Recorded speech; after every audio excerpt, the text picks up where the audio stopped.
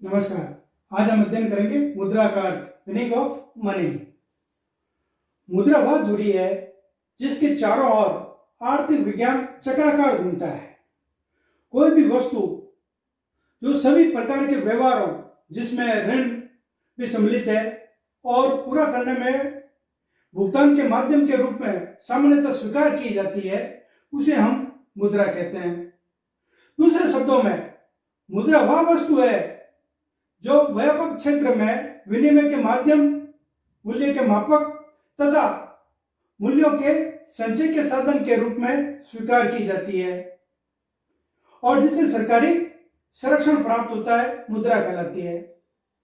वर्तमान समय में मुद्रा केवल वह नहीं जो आरबीआई द्वारा निर्गमित की जाती है, जिसे हम सिक्के या कागज के नोट के रूप में देखते हैं और हम सामान्यतः मुद्रा मानते हैं, बल्कि वर्तमान में मुद्रा के स्वरूप में परिवर्तन हो चुका है।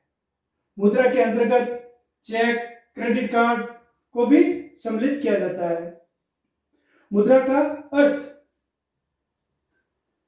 मुद्रा को अंग्रेजी में मनी कहते हैं। मुद्रा को अंग्रेजी में मनी कहते हैं। इस मनी शब्द की उत्पत्ति लैटिन भाषा के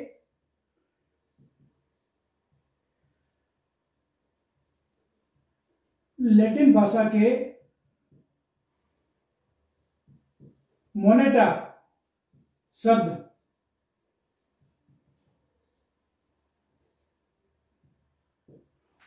शब्द से हुई है।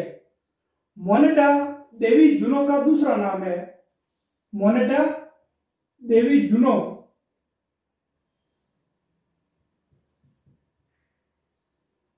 का दूसरा नाम है। देवी जूनो को स्वर्ग की रानी कहकर संबोधित किया जाता है। प्राचीन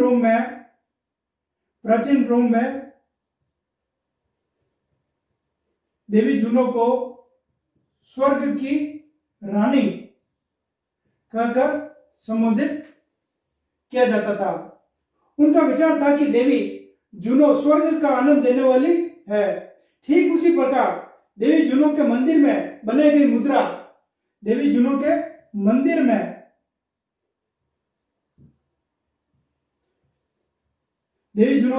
में बनाई गई मुद्रा भी स्वर्गीय सुखों को देने वाली है।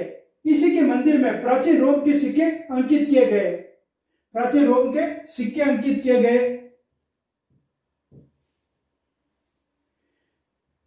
टेक्सटाइल से उत्पादित सिक्कों का नाम देवी मोनेटा के नाम पर मनी पड़ गया था। हम बात करते हैं मुद्रा की परिभाषा के बारे में। मुद्रा की परिभाषाओं को 4 भागों में बांटा गया है: वर्णनात्मक अथवा कार्यात्मक परिभाषाएं, वैधानिक परिभाषाएं, सामान्य स्वीकृति की परिभाषाएं एवं उचित परिभाषाएं। हम सबसे फर्स्ट पॉइंट लेते हैं वर्णनात्मक अथवा कार्यात्मक परिभाषा। वर्णनात्मक अथवा कार्यात्मक परिभाषाओं के अंतर्गत मुद्रा के कार्यों का वर्णन किया गया है। मुद्रा के कार्यों का वर्णन किया गया है। इसके अंतर्गत हम फर्स्ट परिभाषा लेते हैं हार्टले विदर्स के अनुसार।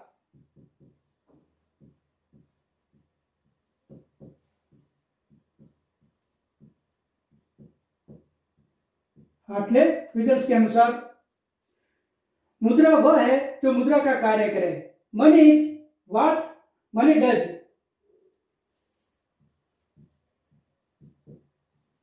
मुद्रा वह है जो मुद्रा का कार्य करे। सेकंड परिभाषा कॉलबॉर्न के अनुसार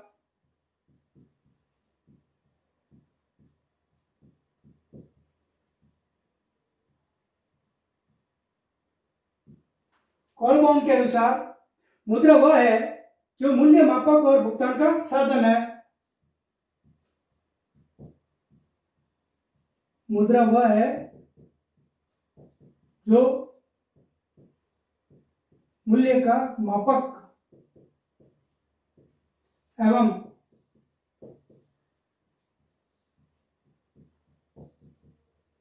भुगतान का साधन है।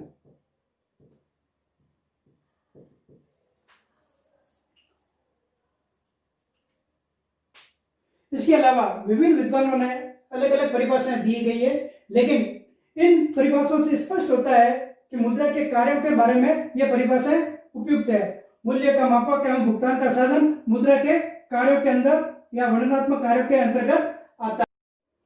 सेकंड पॉइंट, मुद्रा की वैधानिक परिभाषा। वैधानिक विचार के अनुसार किसी भी वस्तु के मुद्रा के होने के लिए वैधानिक मान्यता आवश्यक है। वैधानिक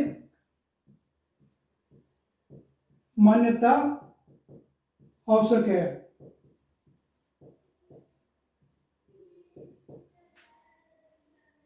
मुद्रा वही वस्तु है जिसे सरकार द्वारा मुद्रा घोषित करती है और प्रत्येक व्यक्ति उसे स्वीकार करने के लिए बाध्य है। इस विचार के प्रमुख समर्थक जर्मनी के प्रोफेसर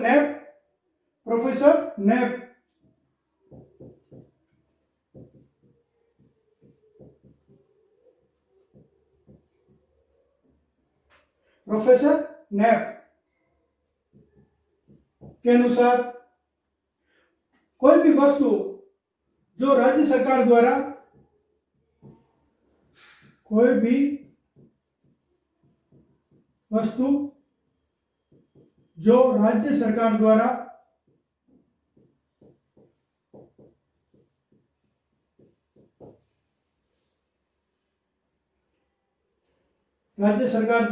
मुद्रा घोषित कर दी जाए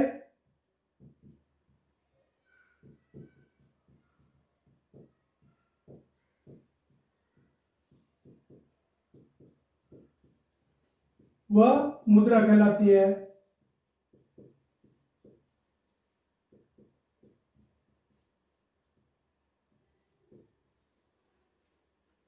प्रोफेसर हार्ट्रे के अनुसार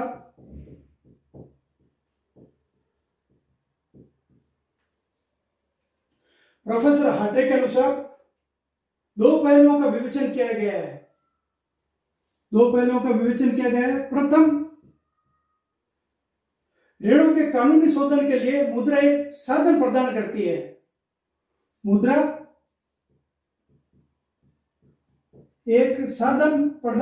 है। दूसरे, मूल्य मापन के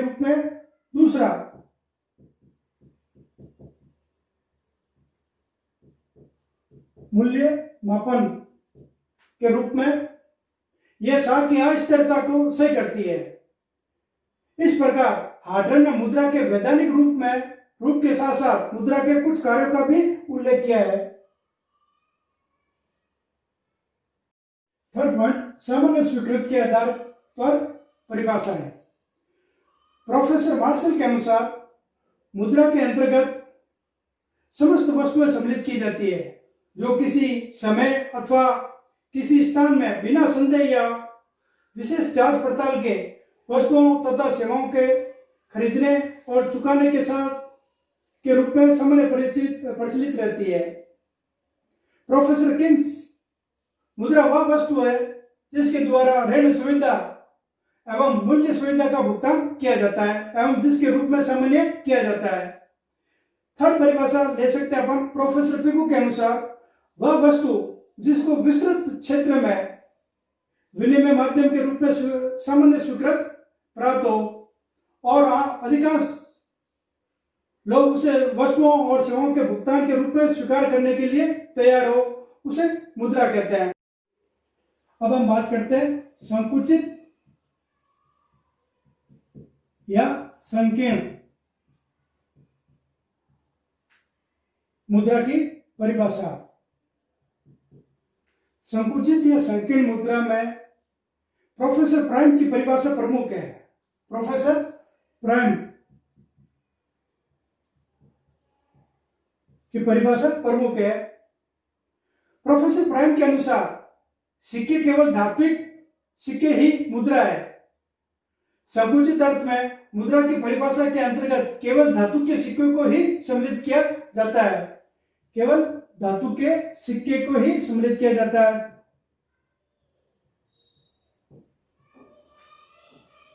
उनके अनुसार केवल सोने व चांदी की बनी मुद्राओं को ही विस्तृत रूप में स्वीकार किया जाता है, लेकिन यह परिभाषा अत्यंत संकीर्ण है। इसमें पत्र मुद्रा को, जिसमें मुद्रा के सभी गुण पाए जाते हैं, सम्मिलित नहीं किया गया है।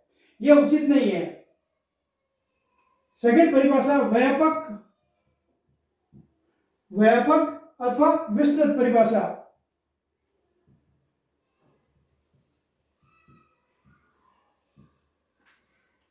कुछ अर्थशास्त्रियों ने विस्तृत दृष्टिकोण से अर्थशास्त्र की परिभाषा दी, जिसमें प्रोफेसर वॉकर आदि सम्मिलित है। इनके अनुसार मुद्रा में धातु के सिक्के, पत्र मुद्रा, हुंडई, बिल आदि वस्तुएं विनिमय का कार्य करती है, सम्मिलित है। परंतु इस प्रकार की परिभाषाएं भी मान्य नहीं की जा सकती, क्योंकि चेक, बिल, हुंडी आदि प्रत्येक व्यक्ति द्वारा प्रत्येक स्थान में बिना रोक टोक वस्तुओं के विनिमय स्वीकार नहीं किया जा सकता। उचित अथवा आधुनिक विचारधारा के अनुसार प्रोफेसर मार्शल, एली, रॉबर्टसन आदि की परिभाषाएं महत्वपूर्ण है। प्रोफेसर मार्शल के अनुसार मुद्रा में उस सभी वस्तुओं का समावेश होता है जो किसी भी समय या स्थान के बिना, किसी संदेह के और बिना किसी जांच पड़ताल के वस्तुओं एवं सेवाओं को खरीदने और भुगतान करने के साधन के रूप में स्वीकृत की जाती है। एली के अनुसार मुद्रा ऐसी वस्तु है जो विनिमय के माध्यम के रूप में स्थानांतरित होती है और ऋणों के अंतिम भुगतान के रूप में सामान्य रूप से ग्रहण की जाती है। इसी प्रकार प्रोफेसर रॉबर्टसन के शब्दों में मुद्रा वह जो चीज है कि दायित्वों को चुकाने में वैध रूप से स्वीकार किया जाती है। इसी प्रकार प्रोफेसर कोल के अनुसार मुद्रा क्रय शक्ति है, एक ऐसी वस्तु है जो वस्तुओं को खरीद सकती है। उपयुक्त परिभाषाओं से स्पष्ट है कि मुद्रा कहलाने के लिए वस्तु में 3 गुण होने अति आवश्यक है। फर्स्ट, विनिमय के माध्यम का कार्य करे तथा आर्थिक लेन देनों का अंतिम भुगतान कर सके। सेकंड, उनकी सहायता से अपना ऋणदाताओं को देकर ऋणदाता को मुक्त हो सके।